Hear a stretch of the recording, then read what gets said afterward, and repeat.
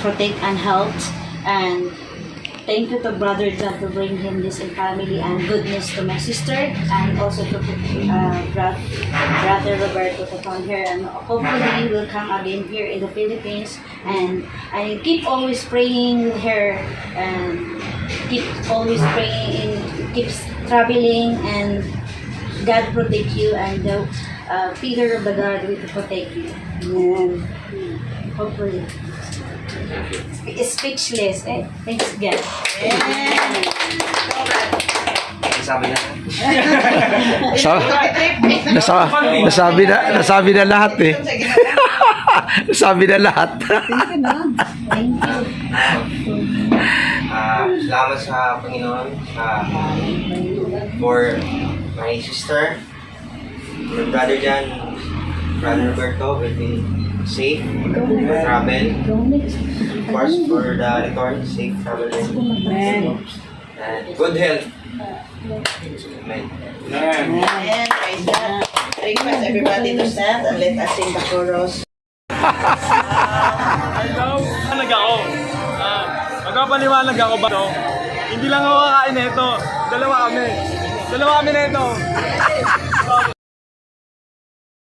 It is not an accident to know each other, but this is the purpose of the Lord, that God has the best plan for us. Amen. So thank God for the provision and favor, and especially for the last Saturday, we have an agenda reveal for my wife. So thank God for the safe and for the healthy baby. Amen. Because I think last week Diane has had the spotting during the pregnancy.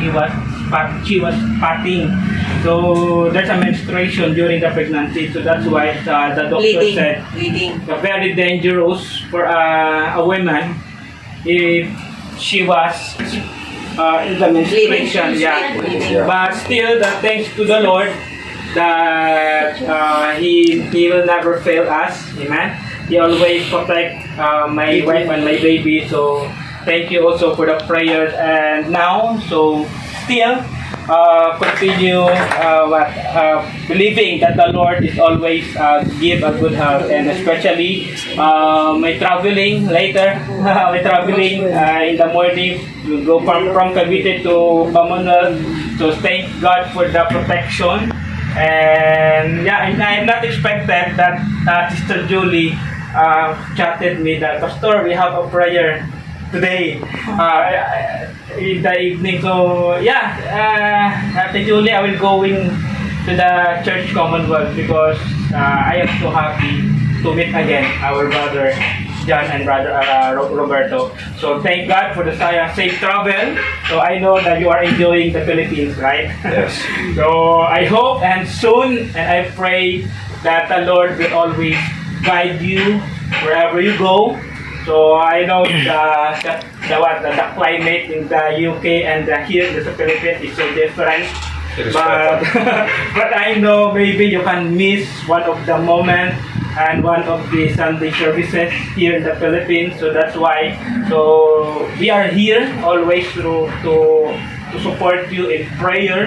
So I hope and I pray that if you are in the UK, so you can still worshiping and to find a church every Sunday, because the most important in our life is to worship our Lord. Amen. So we cannot live without God. So that's why always pray wherever you go, because our prayer is our strength. Amen. So prayer is the most weapon in order to combat in any battle and problems in our life. Amen. So always take care in your life, in your health especially. So take care wherever you go. When you are traveling the bus, I think you're driving the bus. So always protect and be careful. So yeah, we are looking forward, and I hope this year Brother John will going back here again. Yeah, for sure. Thank God for the provision and providing all the needs. Amen. So I will give all the praises and the glory our Almighty God. Amen. Amen. Okay, ganyan po na talagang ganyan ako, Pastor.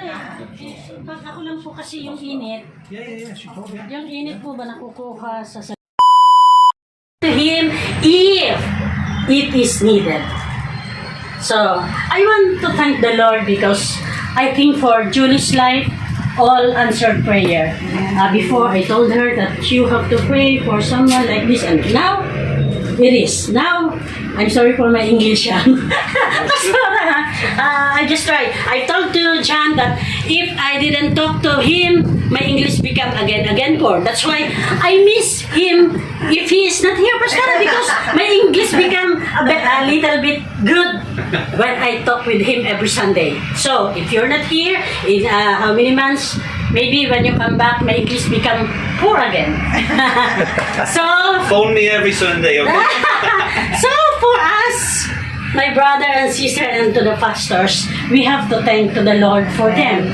Because if not for them, what will happen to our soul? For me, I'm a Christian for how long, but now I can say that what is that? I can have a rest. Rest. Is that a pastor term for that? I'm at peace. No worries at all. I'm ready for everything, and that's the life that I have. So, all the praises and bon voyage to you, brother John and Roberto. Happy trip, and may the Lord always be with you. And still, of course, we will pray for you and hope to see you again to the church, and hope also and pray that still, even you are there to other countries, John, especially to you, John, you're going to share to Roberto, and hoping that next time, Roberto, you will be with us for the church activities. All the glory and praises I give on to the Lord. Amen. Sino bang magbigay ng Mamawis ko. prayer best wishes? Dugo ang ilong natin ito. Wala na? Amen. By the way, good afternoon, everyone. Amen. God is good. All the time. God God is is good. So, first of all, I just want to thank to the Lord that we have